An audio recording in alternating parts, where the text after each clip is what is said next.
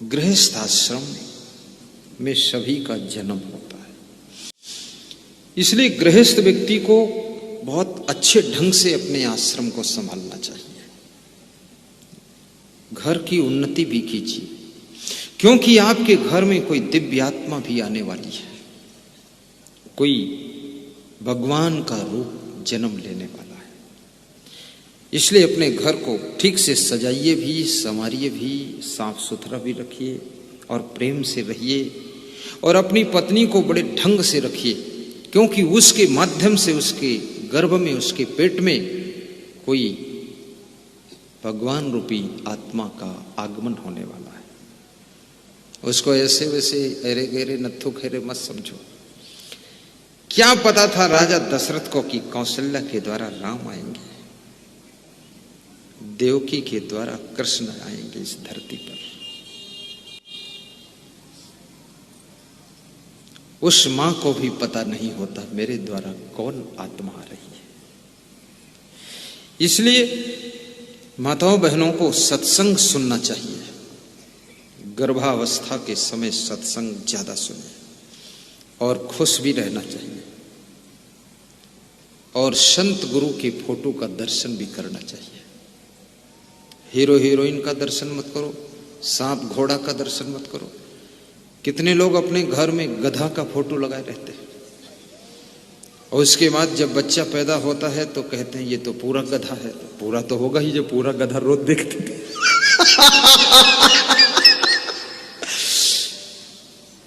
ये घोड़ा गधा उल्लू का फोटो लगाना, फोटो लगाइए तो कोई दिव्य महान पुरुष का फोटो लगाइए। उसका दर्शन करते करते उसका चित्र अंतःकरण में अंकित हो जाएगा। कोई महान भक्त का फोटो लगाइए, और मन में ये भी सोचिए कि हमारे द्वारा कोई श्रेष्ठ आत्मा का जन्म है। और जिस समय बालक को जन्म देने की स्थिति हो, उस समय प्रसन्न रहना चाहिए।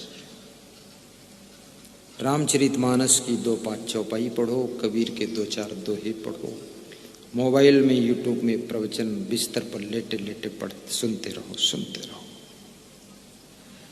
धीरे धीरे धीरे धीरे अंदर जो बालक है, ये अभिमन्यु की कथा आपको समझा रही है कि अर्जुन ने जब अभिमन्यु गर्भावस्था में थे, सुभद्रा को चक्रव्यूह के द्वार तोड़ना सिखाया था, तो 6 द्वार तक सुनाया।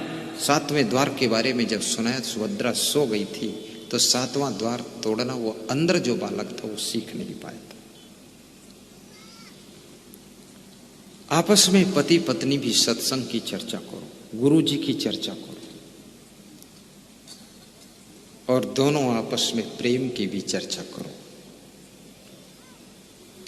टेंशन वाली बातें मत करो। गर्भावस्था में स्त्री को रोना भी नहीं चाहिए।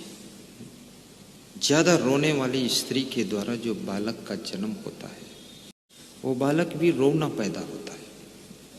फिर जन्म से रोना शुरू करेगा, बुढ़ापे तक रोते रहेगा, कभी खुश हो ही नहीं पाएगा। अब तुम कहोगे इका का होगा, अभी का जौन तुम करो वही होगा, और का होगा। इसका सारा तुम सिस्टम बिगाड़ दिए हो। थोड़ा खुश रहो, दुखी भी नहीं होना चाहिए, सहन शक्ति भी रहो। कभी कोई कुछ आपको बोल भी दे, ज्यादा उसको दिल पर मत लीजिए बात को। जो बातें अच्छी नहीं लगती हैं उनको भुला दीजिए, और जो बातें आपको बहुत अच्छी लगती हैं उनको बार बार याद करके खुशियां मना लीजिए, और जो बातें बेकार की हैं उनको छोड़ दीजिए। जो बातें जरूरत की हैं उनको मजबूती से अंदर रख लीजिए, और जो बातें बहुत काम की हैं उनको जिंदगी में लागू कीजिए, और सफलता के फाटक